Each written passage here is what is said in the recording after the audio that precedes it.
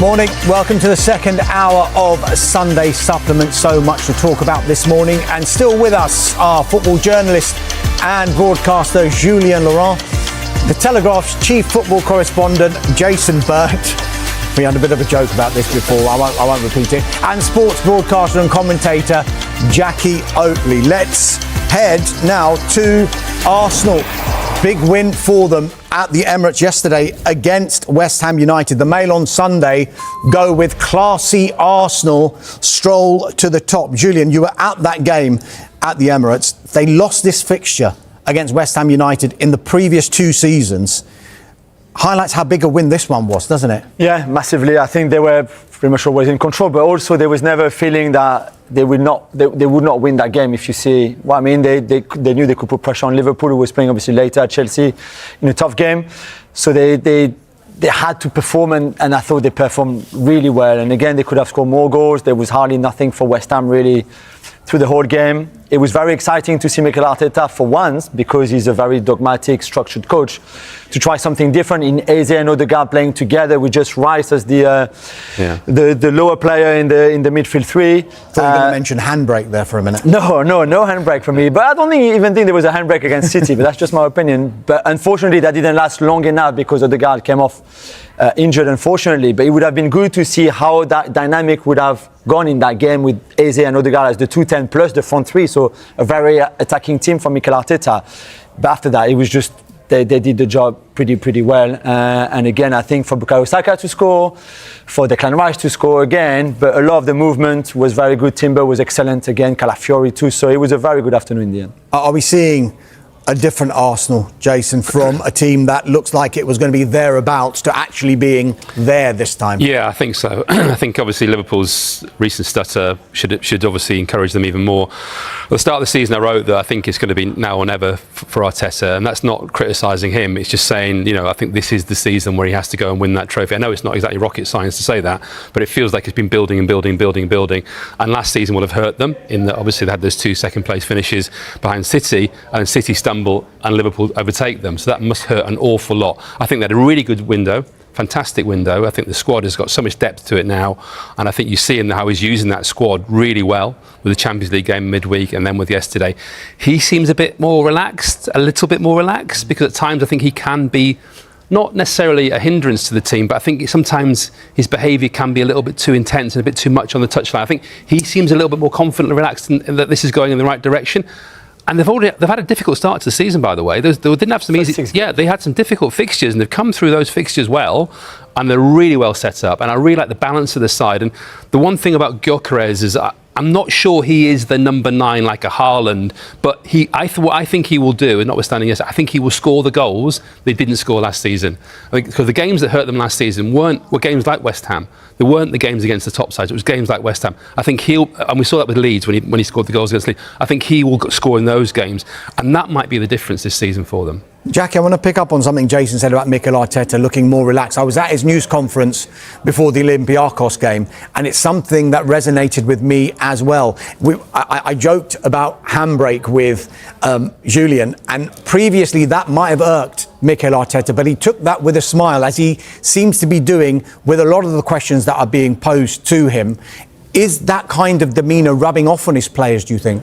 Well, it has an impact, definitely. I mean, this is his 300th game. That's a lot of football matches, and it's such a huge club. Again, we're talking about huge football clubs here today, and we're talking about individual managers, and the weight of the world is on their shoulders. And I think, we've all covered Arsenal for many, many years, and there's always seemed to be one big narrative that's hindered them over the years, hasn't it? Whether it was towards the end of Arsene Wenger's time, or whether it was the lack of a striker last season. There's always been the one thing that they just needed to fix. And it just feels now as though those issues have been dealt with, whatever they were, and that all the different parts are there and being put in place. And the fact that Saka, if you can just keep him fit, but they have all the right players available to them. They've recruited really well. They've got a good manager who now looks comfortable in his own skin. the fan base, everybody starts to believe. And also the fact that Liverpool are having a wobble and the fact that Manchester City are still trying to get back to where they were. They've had their issues as well. Now's the time really for Arsenal to put all those bits together and to make the jigsaw complete and to go and win the league or the Champions League or both this season. Why not? Jason, you talked about culture before with Manchester United and you alluded to Mikel Arteta. I do recall during the COVID period when he was doing his news conferences, the one thing he mentioned was synergy. Yeah. And he says he needed the synergy between not only the players and himself, but with the fans as well. Yeah. Are we now seeing that circle completed with regard to Arsenal? I would hope so, although going to Arsenal sometimes it can be quite a stressful experience. I think the fans are still slightly on edge on occasions. It does come quite quickly. It has definitely got better. The atmosphere is better. There is much more synergy, as you say, but I think there are occasions, and that Man City game was one recently where I thought the frustration it's not always that far from the surface. And Jackie spoke before about the Manchester United fans and how patient they've been and how supportive they've been. I think the Arsenal fans have been supportive, but I think there's a lot of frustration there. I think they need to win something, and we can talk about culture, we can talk about all the great work he's done and great squad and promising manager and what a great job he's done in his first job as a manager. But you've got to win something. You talk about 300 games. He's the only one on that list who hasn't won anything, and that's not necessarily to criticise him, but there comes a time where you have to win, and he has to win a trophy. I really do think he has to win a trophy this season. Do you feel that's... I just think it's not as simple as just that. I think this is very difficult. It's difficult because Liverpool also are a great team, because City are a great team, and I think you're in it to Arsenal win it, Julian. You have to finally win something. We can talk about second place finishes and great club and great culture. I know City are great, Liverpool are great, but you have to win. I agree with you, and I think he puts enough pressure on himself without us having to tell him, or the fans telling him, you need to win something. He knows that far too well, and he wants to win, and he wants that winning mentality to come through the club as well. So you don't just win once, but you keep winning. Basically, it's all about marginal gains with him. It's all about those small margins that he always talked about, which is great. I just think you need so much things to go your way. You could be a great coach, have great players. You just need to avoid that injury. You need to. This is it. They will be there or just about, and they might not win it, but they would not be far. I agree with you, of course, to validate this project, you need to win something. It helps. But I think they're just heading in the right direction. I think there's a lot of top clubs in England who would like to be in their position. On the pitch, off the pitch, in terms of identity, that synergy that you mentioned. So they're good right now. It's just like, let's see where they are in 6 months' time, for example. And the women won the Champions League, of course, at the end of last season, which was huge for the club as a whole, with a genuine one-club mentality, which a lot of others don't have. They talk about, they don't have. But Arsenal have got everything. They've got everything, and they just need to put it together to create that kind of consistency. And they've got characters. I mean, we've got Declan Rice behind us here. What a leader he is. What a character. What a winner he is. And as a neutral, it'd be great to see them go on and do Player of the year special. so far for me, Declan Rice. If he carries on like this, he will be Player of the Year, I think. He's been absolutely outstanding. I think he's been brilliant, and I think he's developing into one of the best midfielders in the world. And I know he came out 27th in the Ballon d'Or recently, but I think next year he'll be much higher in the rankings for that Ballon d'Or. Just on something you mentioned before and the squad, everything seems to be in place, and the window that they had addressed a lot of the issues that they seem to have in previous seasons. And I think it's highlighted by the fact that their captain and their talisman almost in Martin Odegaard, a third injury so far this season. This time last year had it happened. Yeah. And we're not really talking, we'll just bring Zubimendi on. But what's also interesting with Odegaard is there's been a lot of criticism of Odegaard, and he came back and he was brilliant. He was on it straight away. So that shows to me a player who knows his place isn't given anymore in the team. He may be captain, but it's not a given. He's got a lot of competition for his place, so he has to start showing it much more. And I was really interested how well he played when he came back. He was absolutely fantastic. Unfortunately, he's got injured again, but I think that's partly because he's pushing himself so hard because of the competition he's now facing. And again, that's got to be healthy. No player's place should be a given, but you're absolutely right. Previously, this would have been an absolute disaster. Martin Odegaard's injured. If Declan Rice gets injured now, it's terrible, but it's not a disaster. They have players there, very, very... Zubimendi, fantastic player, absolutely brilliant player. Didn't start yesterday, but he could easily replace Declan Rice if he has to, or play alongside him. So he's got all those different options now. It really is in a strong position. And it's the impact as well, that the subs bring. So Jason mentioned Zubimendi yesterday, who came on. It was not proper coaching for Arteta. It was just coming on for the injury of Odegaard. But the ball for Eze on the first goal that Rice scores comes from Zubimendi. The ball over the top for Timber for the penalty, that's Zubimendi as well. We saw the impact of subs against Newcastle or Manchester City in those two games. So this is it as well. You can have a big squad and not use it well. But when you have a big squad and use it well and your coaching is working and your subs have an impact, that's where you're winning. I mean, it is a squad game as well. I mean, like, people took the mickey a little bit out of Arteta when he talked about the starters and finishers, obviously taking that thing from Eddie Jones. But and we know he's in this WhatsApp group with all the different coaches. But he's right. Yeah. He's absolutely right. It is about starters and finishers, and players have to understand that. And even Gareth Southgate's talked about that as well with the England squad before. He said what they used to do was watch the demeanour of players on the bench to see how they behaved and what they were like when they came on and what they're like when they came off, because they've got to understand. Nowadays, a top player, he's not going to play 90 minutes every game. He just can't. It's impossible because of the intensity of the matches and also the need to change things. I think players have to accept they might just play 60, 70 minutes or even 20 minutes. But it's those 20 minutes, as we've seen a lot with Martinelli recently, has made a big difference. You mentioned before that no one is guaranteed their place and the squad depth is such that there is big competition. Before we would have been saying the same thing about Bukayo Saka, but when he's been injured so far this season, Arsenal have managed to cope. And in the Sunday Express, it's a nice piece about him having a ton of fun because in his 200th appearance, he made his 100th goal involvement for Arsenal. Absolutely incredible stats with regard to Bukayo Saka, Jackie. Is he someone that they can't live without, potentially? I know we're talking about their squad depth and Noni Madueke has come in, and when Saka was injured, yes, they coped, all well and good, but this is a special player and a special case, isn't it? Oh, he's a wonderful, wonderful footballer. He just makes me smile when I see him watching and you see his smile. He's just such an infectious personality, but what he does on a football field, it makes everybody else look better as well. And him cutting inside and his lovely angle balls to the far post, I think Gyökeres is going to be a real beneficiary of those this season. It's just such a beautiful thing to watch. But I think no matter how much money Arsenal spend, if you've got a Saka on the field, then he's still going to be your star man. But they do have young Ethan Nwaneri as well, which is absolutely fabulous young talent.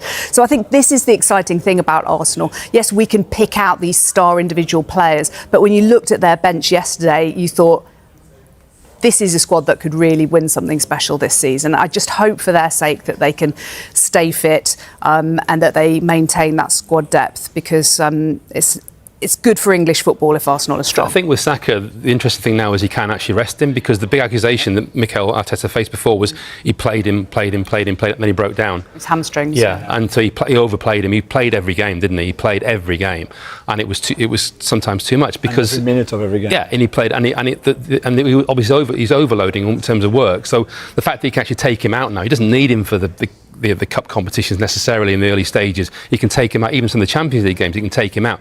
So he's got him ready for those big games, because, as I say, no player is irreplaceable, but I mean, I would say Saka and Rice are the two, for me, who you think, well, you really want them for the big matches, definitely. Just on Saka, Julian, you'll probably know about this, because this is information that I've got from Arsenal about the kind of person and human being that Bukayo Saka is. He came in with his mum once just to say, what work can I do for the community? Like voluntarily, everyone was like, oh, right, sure, yeah, we can do this. He was reading into the history of the football club because he wants to immerse himself in everything that is Arsenal. Yeah. Is that the feeling that you're getting from him? And is he like that kind of leadership is in a different way at Arsenal, isn't it? Yeah, I mean, he loved this club, to be fair, and like the whole Saka family, really. And I think he's such a great representative almost of Arsenal everywhere he goes. All his press conferences or post-match interviews, pre-match interviews are brilliant, and he talks about how this club has got together, really, to go back to the points that we were making earlier, in the last 5 or 6 years, where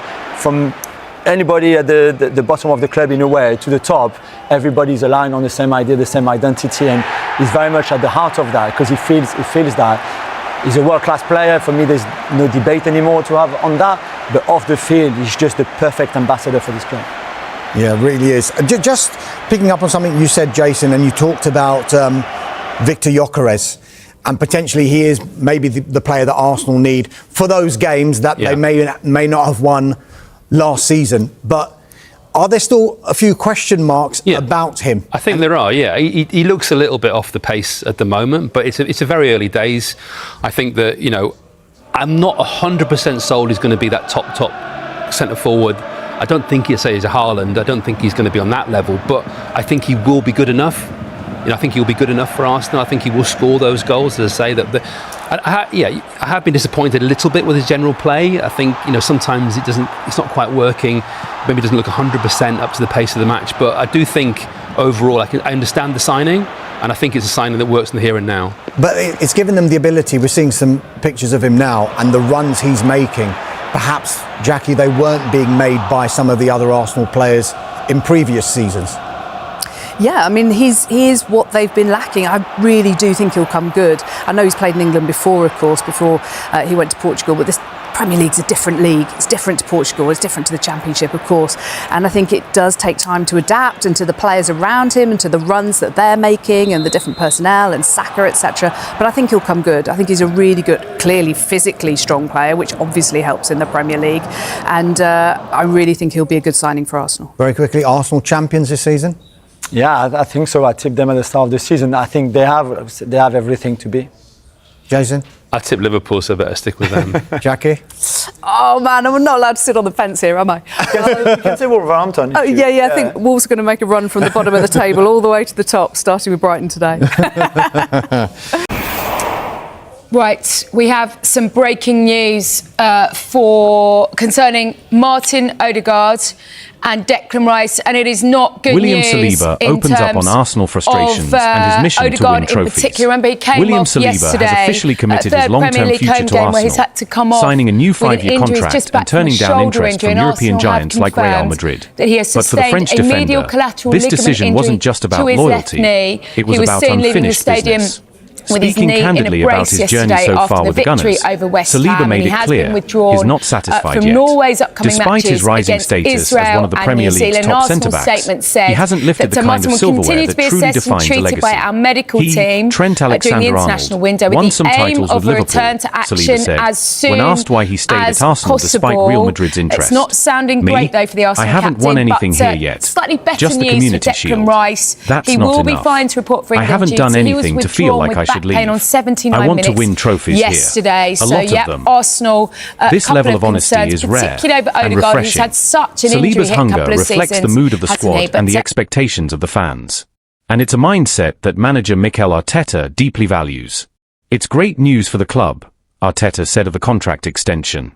Willie deserves this. His impact on the team has been phenomenal.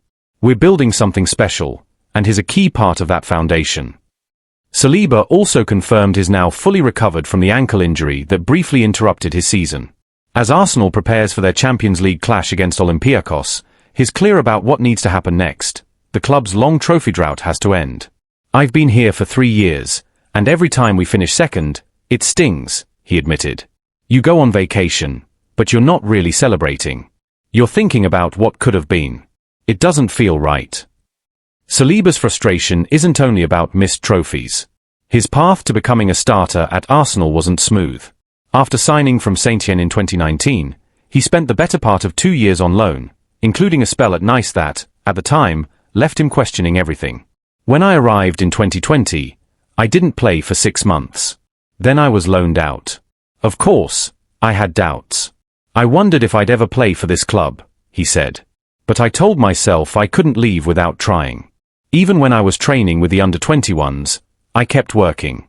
When they told me in December it was best to go on loan, I was angry. I needed to play. But I never gave up. I went, I played, I came back, and I proved I could start. I'm proud of that. It shows you should never quit. That resilience, the refusal to walk away even when the odds were stacked against him, has shaped the player and the man Saliba is today. It's also what makes his connection to the club feel so personal. His love for Arsenal started long before he ever wore the shirt. Growing up in France, it was Thierry Henry, a club legend and Saliba's childhood hero, who made Arsenal feel like home, even from afar. My first Arsenal jersey had Henry on the back, he recalled. He was incredible to watch. Being French and seeing someone like him at a club like Arsenal, it inspired me. I was young, but I remember watching clips, especially that Champions League final in 2006 against Barcelona. That stayed with me. Now, Saliba isn't just wearing the same colours as his idol, he's trying to carry on that legacy. His admiration for Henry became motivation. His loyalty to Arsenal is about more than a contract. It's about identity, pride, and ambition. Despite heavy links to top European clubs, including Real Madrid, Saliba insists he never seriously considered leaving. To be honest, I wasn't really focused on the outside interest, he said. I was focused on staying here. I knew I wanted to be part of this project for years to come. So I'm happy.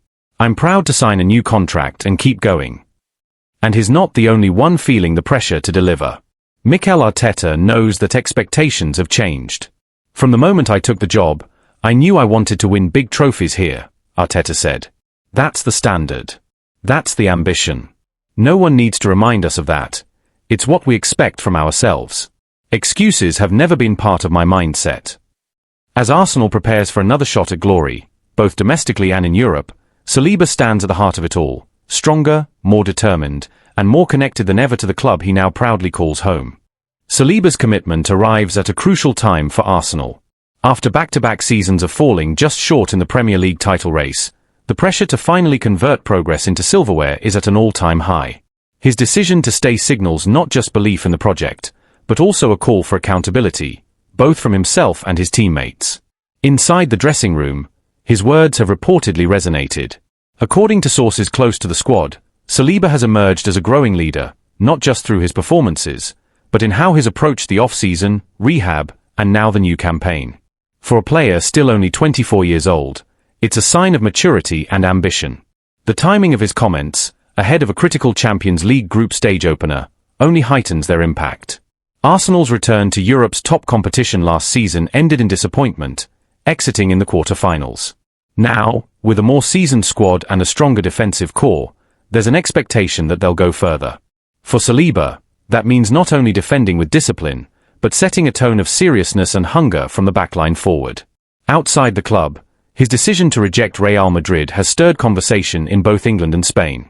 Some pundits have framed it as a rare example of a top young talent turning down the allure of Madrid in favor of loyalty and unfinished work. Others see it as a signal that Arsenal, once again, is a destination club, capable of retaining elite talent in their prime, not just developing it. That kind of perception shift matters, particularly as the Gunners continue to compete for high-profile signings and work to maintain the progress made under Mikel Arteta. In many ways, Saliba's choice reinforces the club's vision, a young, competitive core built for sustained success, not short-term fixes. Still, questions remain. Can Arsenal handle the pressure of being favourites? Can they manage the physical and mental demands of chasing a title across multiple fronts? And how much longer will players like Saliba remain patient if the club doesn't deliver the trophies they now publicly crave? For Saliba, at least, the answer is simple. He's staying because he believes it can happen, and that it should happen. I came back, and I've started almost every game since. I've seen the growth of this team up close. I know what we're capable of, he said. But we have to prove it. Talking isn't enough. As the season unfolds, all eyes will be on how Saliba and Arsenal respond to that challenge. For now, though, the message is clear. The club's defensive anchor is not just here to stay, he's here to win.